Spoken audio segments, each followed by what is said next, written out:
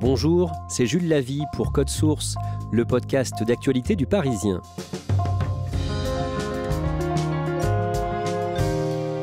Le 16 mai, Élisabeth Borne, 61 ans, est devenue la deuxième femme première ministre de l'histoire de la République française, 30 ans après Édith Cresson sous François Mitterrand. Ingénieure de formation, elle a travaillé aux côtés des socialistes Jack Lang, Lionel Jospin, Bertrand Delanoë ou encore Ségolène Royal. Élisabeth Borne a dirigé la RATP avant d'occuper 3 ministères entre 2017 et 2022, les transports, l'écologie puis l'emploi. Jugée travailleuse et loyale, Élisabeth Borne a gagné la confiance d'Emmanuel Macron. Retour sur son parcours aujourd'hui avec 3 journalistes du Parisien, Valérie Acco et Rosalie Lucas, toutes les 2 chefs adjointes du service politique, et Vincent Verrier, spécialiste transport au service économie.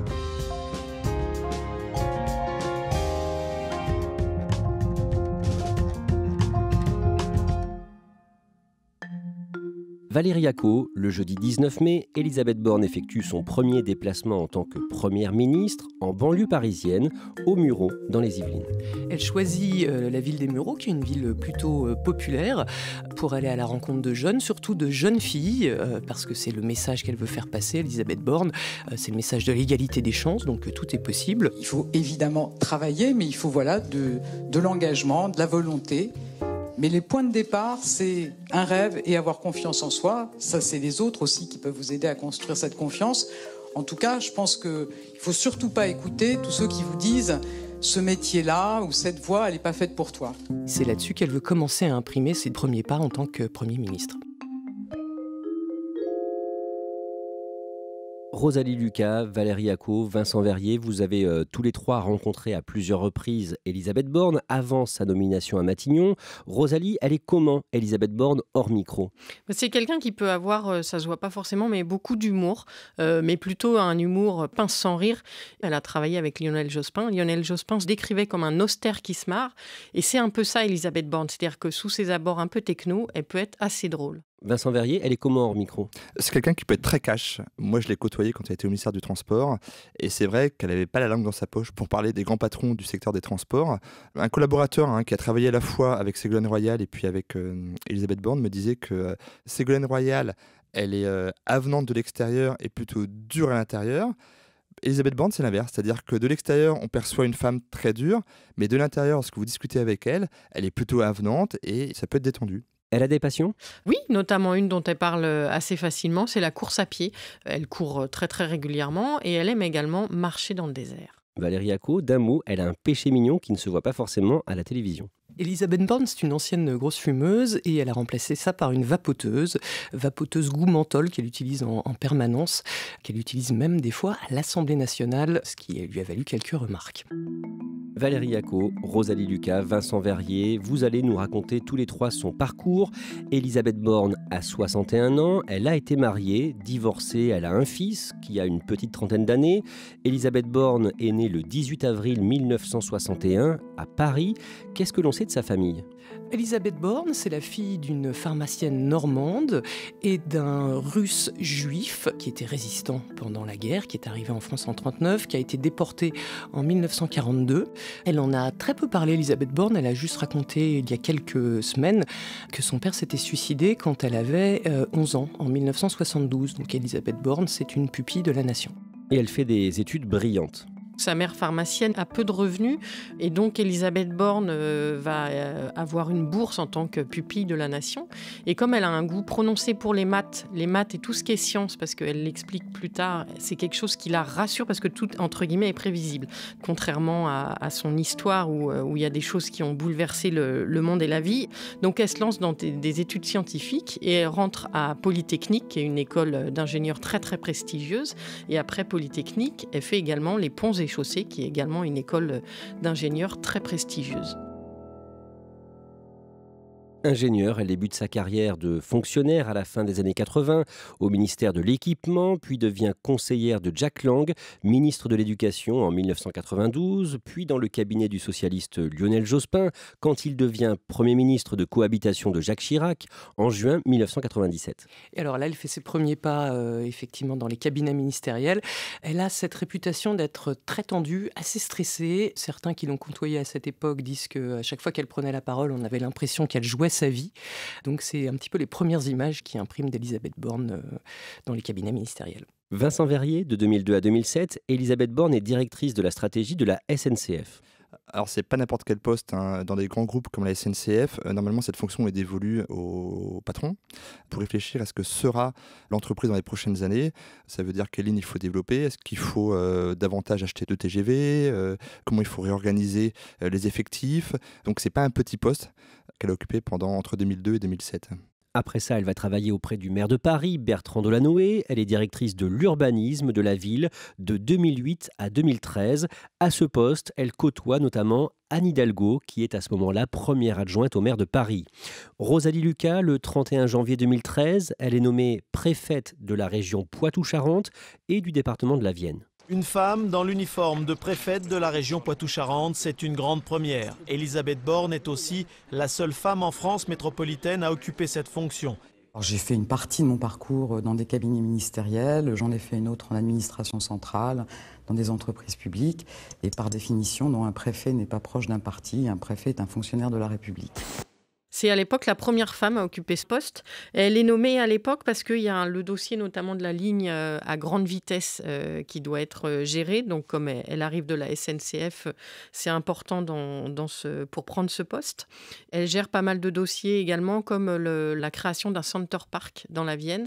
Et à cette occasion, elle rencontre Jean-Pierre Raffarin, qui est sénateur de la Vienne. Et Jean-Pierre Raffarin ne tarit pas d'éloges sur elle en disant que c'est une grande bosseuse, qu'elle a une grande connaissance des dossiers. Et il dit notamment qu'elle sait parler aux écologistes, notamment dans le dossier Center Park, il y a la question des amphibiens. Voilà, et il ne faudrait pas créer le Center Park là où il avait été placé. Et elle arrive à retourner les écologistes et en tout cas à leur démontrer que le Center Park peut bien se faire là. Et entre guillemets, en partie grâce à elle, le Center Park se fait dans la Vienne. Après ça, en 2014, Ségolène Royal, qui est à ce moment-là ministre de l'Environnement, recrute Elisabeth Borne comme directrice de cabinet. Un poste visiblement pas facile. Pourquoi? C'est comment d'être le bras droit de Ségolène Royal? C'est pas facile parce que Ségolène Royal, sous ses airs effectivement sympathiques, c'est une ministre qui peut être très très dure avec ses collaborateurs. Et puis elle a aussi effectivement un côté fantasque, imprévisible. Et quand on est une Elisabeth Borne très bonne élève, entre guillemets, c'est pas facile à gérer. Donc c'est vrai que tout le monde reconnaît à Elisabeth Borne d'avoir survécu à Ségolène Royal. C'est ce qu'on dit toujours. Elle a passé un an avec elle et elle est toujours en vie. Mais globalement, c'était pas du tout la même façon de fonctionner. Qu'est-ce qu'Elisabeth Borne apprécie chez Ségolène Royal? Ce qu'elle lui reconnaît, c'est d'être une vraie politique, ce qui est clairement pas le cas d'Elisabeth Borne, qui est une vraie technicienne. Elle l'a toujours admirée pour son sens et son flair politique. En mai 2015, Elisabeth Borne est nommée par le président François Hollande PDG de la RATP. Notre invitée ce matin, la PDG, comment dit-on? La PDGR? Oui, on voit qu'il n'y a pas beaucoup de femmes, donc du coup, ils vont inventer des nouveaux mots. De la RATP, Elisabeth Borne. Vincent Verrier, à ce poste, comment elle se comporte avec les syndicats de l'entreprise? C'est quelqu'un finalement d'abordable. Quand vous discutez avec les syndicalistes, ils vous disent, elle donne son numéro de portable, on traite directement avec elle, on n'est pas d'accord, donc elle fixe les règles, elle fixe le cadre, mais derrière, on peut négocier et donc elle est capable, lorsque les négociations n'aboutissent pas, de trouver des compromis. Et elle est comment avec ses collaborateurs? Très exigeante, c'est-à-dire qu'elle est capable d'envoyer des SMS à 3h du matin, elle peut piquer des colères froides, notamment avec des très très proches collaborateurs. Certains la surnommaient Born Out pour Burn Out parce que l'exigence qu'elle demandait à ses collaborateurs était totale. Rosalie Lucas, au printemps 2017, Elisabeth Borne vote Emmanuel Macron aux 2 tours de la présidentielle et après son élection, le mercredi 17 mai, elle fait son entrée au gouvernement. Elle est nommée ministre des Transports. Madame Elisabeth Borne, ministre auprès du ministre d'État, ministre de la Transition écologique, chargée des Transports. Pourquoi ce choix ? Emmanuel Macron a besoin de nouveaux, enfin, il veut des nouveaux visages. Le fait d'être une femme, ça lui permet aussi de faire un gouvernement paritaire. Et surtout, c'est une très grande connaisseuse de ces dossiers, puisqu'on l'a dit, elle a travaillé à la SNCF, elle a été patronne de la RATP. Donc, en la nommant, Emmanuel Macron sait qu'elle va être tout de suite opérationnelle, puisqu'elle connaît ces dossiers par cœur. D'un mot, Rosalie Lucas, Elisabeth Borne a pris sa carte à La République En Marche. Il faut savoir qu'a priori, personne ne se souvient qu'elle a pris sa carte au PS. A priori, elle ne l'a pas prise. En revanche, elle a travaillé avec beaucoup de socialistes, mais elle n'a jamais fait cette démarche. Là, pour Emmanuel Macron, elle a fait la démarche de prendre sa carte et elle a fait quelques porte-à-porte, notamment pendant les élections. Ce rôle-là d'aller voir les Français en tant que militante, ça l'amuse beaucoup. Vincent Verrier, au ministère des Transports, Elisabeth Borne doit gérer la réforme de la SNCF. Et oui, c'est pas une petite réforme, hein. C'est une réforme qui doit réformer le statut des cheminots, donc leur accorde quelques avantages, transformer la SNCF en société anonyme. On a ouvert la SNCF à la concurrence, il a fallu revoir la dette de la SNCF, donc c'est un gros chantier qu'elle a mené de bout en bout. Il y avait un cadre défini par l'exécutif, par le président de la République, elle a respecté ces cadres, elle a négocié ce qui était négociable et elle n'a pas négocié ce qui n'était pas négociable. Il y a eu une grosse grève à l'occasion de cette réforme. La plus grande grève de la SNCF depuis 1995. Face à la réforme de la SNCF, des syndicats déterminés et unis. Dès le 3 avril, l'intersyndicale commence une grève perlée pendant 3 mois. C'est la grève dure. Elle a tenu. Force est de constater que la réforme a abouti. Et à ce moment-là, certains articles sur elle mettent en avant un autre surnom. Oui, Madame Borné, parce qu'elle est intransigeante, parce que le cadre qu'elle donne à une négociation, il ne faut pas le dépasser. Donc, elle est capable de négocier dans un cadre qu'elle aura défini en amont. Au-delà, on ne touche pas, on ne bouge pas. Valérie Acco, en juillet 2019, il y a un remaniement suite à l'affaire dite des dîners au homard du ministre de la Transition écologique François de Rugy. Il est contraint de démissionner et Elisabeth Borne hérite de son ministère, l'écologie, mais pas avec le même statut. Elisabeth Borne prend du galon, mais contrairement à ses deux prédécesseurs à ce poste, Nicolas Hulot ou François de Rugy, elle n'est pas ministre d'État. Alors c'est pas un détail, parce que ça donne moins de poids, notamment pour remporter des arbitrages. La raison pour laquelle elle n'est pas ministre d'État, c'est parce qu'elle est très soutenue par Alexis Collère, le secrétaire général de l'Élysée. En revanche, elle fait moins l'unanimité auprès de Matignon. Édouard Philippe et ses équipes la jugent trop rigide, trop à gauche aussi, quand même, faut bien reconnaître. Donc c'est aussi pour ça qu'elle est simplement ministre et pas ministre d'État. Rosalie Lucas, pendant les vacances de Noël 2019, Elisabeth Borne est prise en faute. On est en pleine grève contre la réforme des retraites, donc grève notamment dans les transports. Et les ministres ont pour consigne de rester joignables et de rester assez proches de Paris. Et elle est la seule finalement à s'éloigner. Elle va à Marrakech. C'est une info révélée à l'époque par le Parisien. Et ça fait désordre, ça fait polémique. Alors elle est quand même protégée par le président et par le Premier ministre qui à l'époque dit « on était au courant ». Mais voilà, ça passe pas très bien. Surtout qu'elle est ministre de la Transition écologique à l'époque. Et prendre l'avion pour quelques jours pour Noël, ça fait un peu tâche. Elisabeth Borne change de ministère en juillet 2020. Elle prend en charge le travail, un ministère important pour Emmanuel Macron. Rosalie Lucas, que fait-elle à ce poste ? Déjà, elle arrive, on est encore en pleine crise sanitaire, donc elle doit gérer toutes les questions de chômage partiel pour des millions de Français et elle doit aussi gérer tout ce qui est protocole sur le télétravail, donc qui doit être adapté de semaine en semaine. Et ensuite, dans les choses concrètes qui lui ont été données à faire, il y a la réforme de l'assurance chômage. C'est une réforme qui durcit les règles d'accès à l'indemnisation chômage et qui aboutit pour certains à une baisse de l'allocation. Elle gère aussi le plan Un jeune, une solution, tout un dispositif pour favoriser l'emploi des jeunes, favoriser également l'apprentissage et c'est également en pleine crise sanitaire pour éviter qu'il y ait toute une jeunesse entre guillemets sacrifiée par cette crise. Rosalie Lucas, en mars 2021, Elisabeth Borne contracte le Covid et elle est hospitalisée. C'est même assez sérieux, elle reste plusieurs jours à l'hôpital, elle doit être placée sous oxygène. C'est un passage à l'hôpital évidemment qui l'a beaucoup marquée. Elle en sort aussi assez affaiblie physiquement, c'est-à-dire plusieurs semaines après, même quand on la rencontre, elle dit qu'elle peut encore éprouver des difficultés respiratoires quand elle court. Donc voilà, elle a été marquée par cet épisode. Quand son premier quinquennat touche à son terme, au printemps 2022, le président Emmanuel Macron ne tarit pas d'éloges au sujet d'Elisabeth Borne. Oui, c'est quelqu'un qui a fait tout le quinquennat d'Emmanuel Macron, à différents postes, comme on l'a dit. Et à chaque fois, ça s'est plutôt bien passé, en tout cas dans l'esprit d'Emmanuel Macron. Ses interviews restent souvent très techno, mais elle a fait quelques sorties, notamment contre l'extrême droite. Donc ça plaît aussi. Elle a très envie de se frotter au suffrage universel, ce qu'apprécie également Emmanuel Macron. Donc il a pu apprécier le fait qu'elle mouille le maillot pour défendre le quinquennat. Emmanuel Macron est réélu président de la République le 24 avril. Au départ, il cherche pour le poste de Premier ministre une personnalité avec une sensibilité de gauche. Rosalie Lucas, à ce moment-là, Elisabeth Borne fait partie de celles et ceux dont le nom circule. Il y a une phrase qui revient très souvent dans la bouche des macronistes, c'est « elle coche toutes les cases ». Elle vient de la gauche, comme on l'a dit. C'est une femme. Emmanuel Macron a dit à plusieurs reprises qu'il aimerait nommer une femme à Matignon. Et donc, elle a fait plus que le job pendant les 5 ans. Le temps passe, plusieurs semaines s'écoulent et Emmanuel Macron n'a toujours pas annoncé son choix. Au bout d'un moment, le nom d'Elisabeth Borne a presque trop circulé. Bah oui, il a tellement circulé que la plupart des commentateurs et des journalistes pensaient que ça ne pourrait pas être elle, puisque le grand classique des remaniements, c'est que si un nom sort, ça vous met la personne dont le nom sort dans une situation quasiment impossible, parce qu'il faut surprendre, parce que certains présidents, comme par exemple Nicolas Sarkozy, lui, ce qui l'amusait vraiment beaucoup, c'était de prendre le contre-pied des journalistes. Emmanuel Macron est un petit peu comme ça.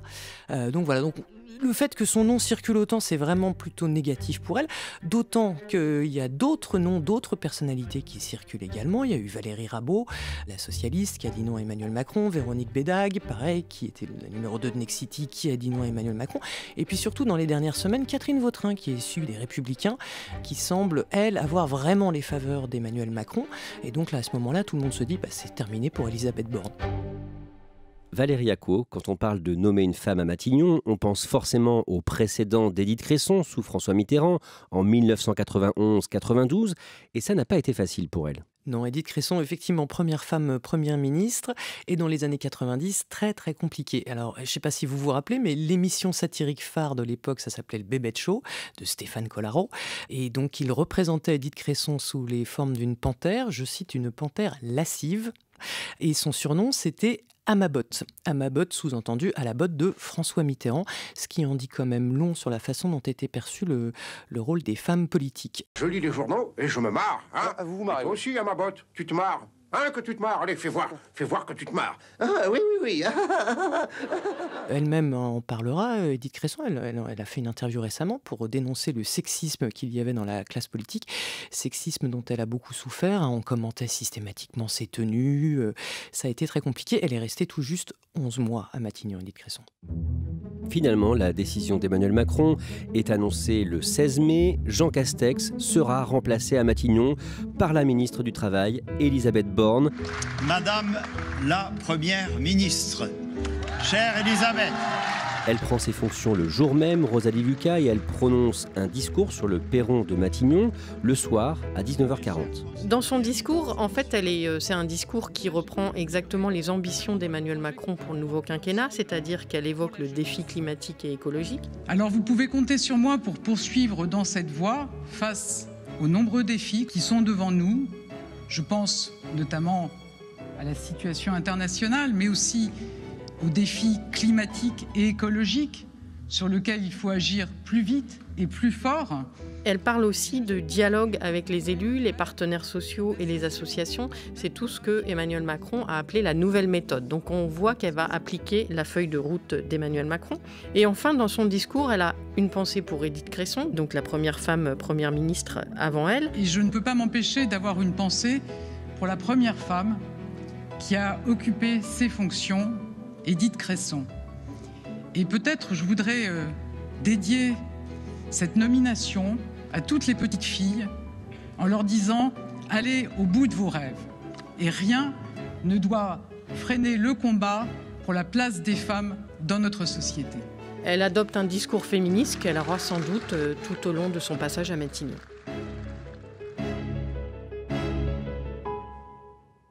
Le vendredi 20 mai, la composition du gouvernement est annoncée, avec notamment l'arrivée de l'historien Pape Ndiaye à l'Éducation nationale. Et le samedi 21, le lendemain, première grosse difficulté pour Elisabeth Borne. Le site Mediapart révèle que le nouveau ministre des Solidarités, l'ancien Les Républicains Damien Abad, fait l'objet de 2 accusations de viol. Elisabeth Borne dit qu'elle apprend ça dans la presse et évidemment sa première phrase est de dire « je n'étais pas au courant ». Bien évidemment, je n'étais pas au courant. Je vais être très claire sur tous ces sujets de harcèlement, d'agression sexuelle. Il ne peut y avoir aucune impunité. C'est important qu'elle dise tout ça parce que Emmanuel Macron, dans le quinquennat précédent, a été accusé de ne pas faire assez pour la cause des femmes. Là, il nomme une femme à Matignon. C'est un geste très fort. Et le dossier Damien Abad vient mettre à mal tout ce positionnement pour les femmes. Donc, il fallait absolument qu'elle rappelle qu'il n'y a pas d'impunité et qu'ils tireront les conséquences s'il y a des éléments nouveaux. Éléments nouveaux pour l'instant qu'il n'y a pas, puisqu'on répète, Damien Abad est présumé innocent. Elisabeth Borne se présente également aux élections législatives en Normandie, dont est originaire sa mère, dans la 6e circonscription du Calvados. Si elle perd, ce qui est peu probable, elle démissionnera. Et en cas de victoire, elle laisserait bien sûr son siège à son suppléant. Valérie Acco, pourquoi elle se présente ? Ça fait des années qu'elle dit, en tout cas quand on la rencontre comme ça en off, qu'elle a envie de se frotter à une élection. Là, pour les législatives, elle a décidé de se lancer. Et donc effectivement, d'aller se frotter à un scrutin quand on est première ministre avec une image de technicienne comme elle a, c'est quand même pas idiot parce que ça lui permet de gagner ses galons de politique dont elle va avoir besoin. Rosalie Lucas, Elisabeth Borne est vraiment devenue une politique aujourd'hui ? Oui, je pense parce que quand donc son nom, on disait, a beaucoup circulé pour aller à Matignon, puis il n'a plus trop circulé, c'est-à-dire qu'on sentait que c'était plus forcément elle qui allait être à Matignon, et elle a rencontré à ce moment-là beaucoup de journalistes en off, elle a fait un peu sa campagne pour être à Matignon, donc là-dessus on peut dire que finalement elle a été politique.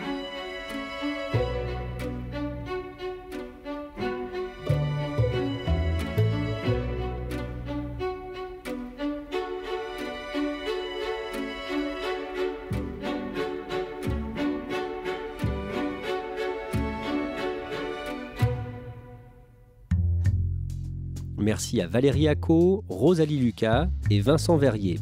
Cet épisode de Code Source a été produit par Thibault Lambert et Raphaël Pueyo.